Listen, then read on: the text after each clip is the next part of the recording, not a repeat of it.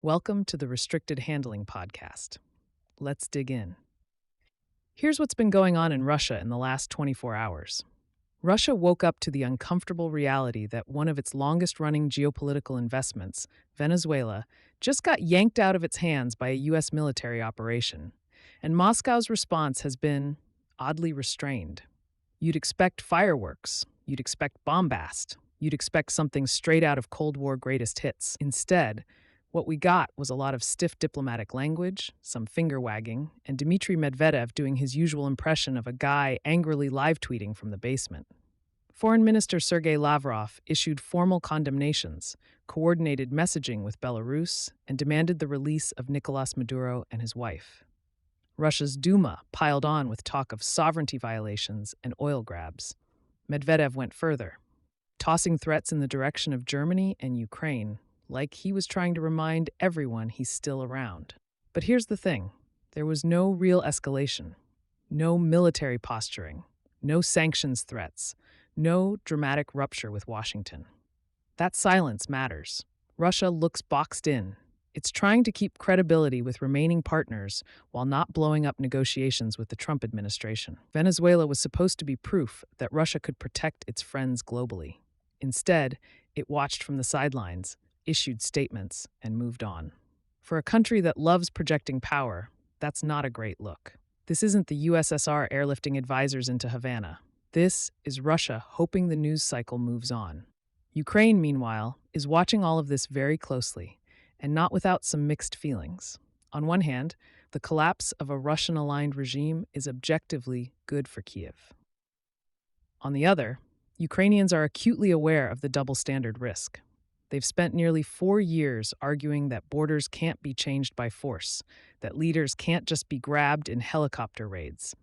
President Zelensky walked that line carefully, welcoming liberation from dictatorship without explicitly endorsing the operation. It was supportive but cautious, and very clearly calibrated for Washington. Inside Ukraine, politics are no longer frozen in wartime amber. Zelensky just made one of the most consequential personnel moves of the war by appointing Kirilo Budanov, until now the head of military intelligence, as chief of the presidential office. That job is historically one of the most powerful in the country. This isn't a bureaucratic reshuffle. This is the intelligence community stepping directly into the political cockpit. Budanov is young, popular, and closely associated with Ukraine's most aggressive operations inside Russia: sabotage, targeted strikes, psychological pressure. Putting him in charge of the president's office sends a clear signal. Security now sits at the center of governance. This comes on the heels of a massive corruption scandal that forced out Zelensky's previous chief of staff and rattled parliament. Lawmakers are suddenly less willing to rubber stamp decisions, and some are openly hedging as talk of eventual post-war elections creeps back into the conversation.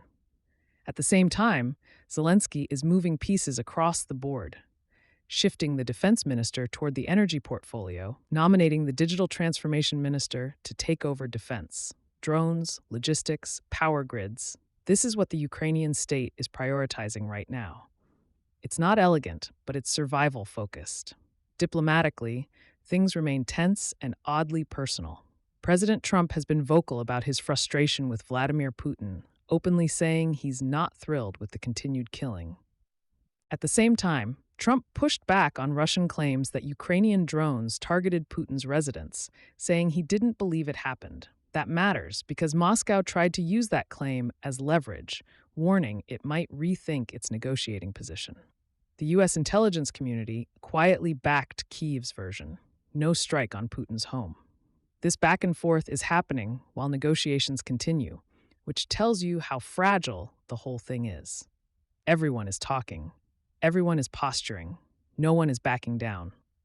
On the battlefield, Russia continues to push, but without anything resembling a breakthrough.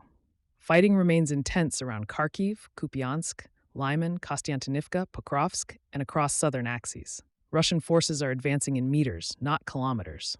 Ukrainian commanders describe constant pressure, small infantry groups moving forward under drone cover, electronic warfare, and sheer attrition. There's a grim description floating around of zombie tactics: 5 or 6 soldiers walking forward with the hope that 2 survive long enough to reach Ukrainian positions.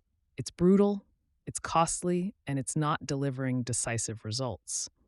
Ukraine, meanwhile, is widening the map. Russian officials now claim that Kiev has targeted Moscow with drones every single day since the start of the year. Whether that's exactly true or not, the effect is real. Airports around Moscow have repeatedly shut down, flights delayed, travelers stranded during the holiday period. That's not just military pressure, that's psychological and economic friction layered right onto daily life. And it's not just Moscow. Ukrainian drones hit deep into Russia's industrial base, including a fire at the Energia defense plant in Yelets, a facility that produces batteries for drones, aviation, and naval systems. That's not symbolic. That's supply chain disruption. Add to that a confirmed explosion near a Russian missile brigade facility in Krasnodar Krai that damaged military vehicles and caused casualties, and you're seeing a clear pattern. Ukraine is taking the fight into Russia's rear. Russia is responding in kind with air and drone strikes against Ukraine, especially focused on energy infrastructure. Over the past week alone, Russia launched more than 1,000 strike drones, over 1,000 guided bombs, and multiple missiles. The tactic has shifted. Instead of going after power plants, Russia is hammering substations, the connective tissue of the grid. Ukraine's generating capacity has been slashed to well below winter demand, leading to prolonged blackouts. Despite that, civilian and economic resilience is holding. Businesses are rerouting logistics, running generators, and keeping exports moving. One major Ukrainian exporter openly described missile strikes on shipping containers as business as usual. Households are adapting too. Battery packs, shared generators, neighbors pooling resources. It's not comfortable, but it's functional. Inside Russia, repression continues to tighten. New laws that took effect this year expand the power of the security services, lower the threshold for criminal prosecution of so-called foreign agents, and introduce harsher penalties across the board.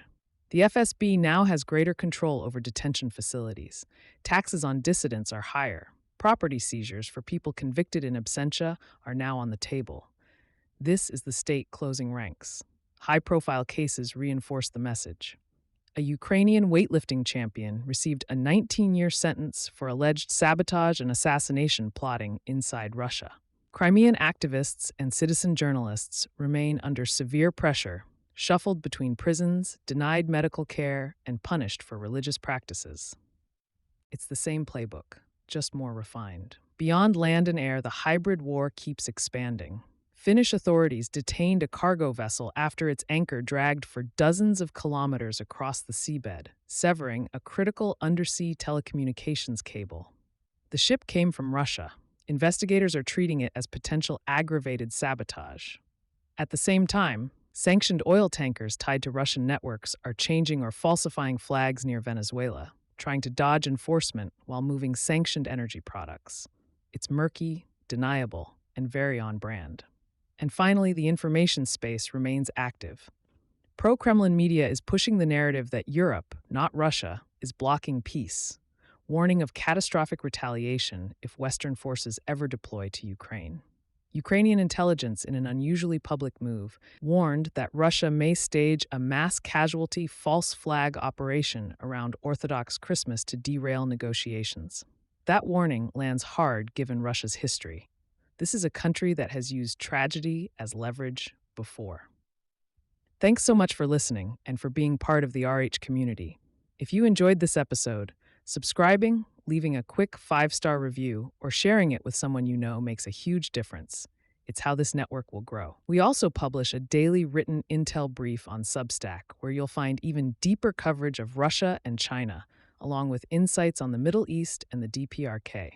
This is free for Substack subscribers. Starting January 16th, new Substack subscribers will move to a paid model.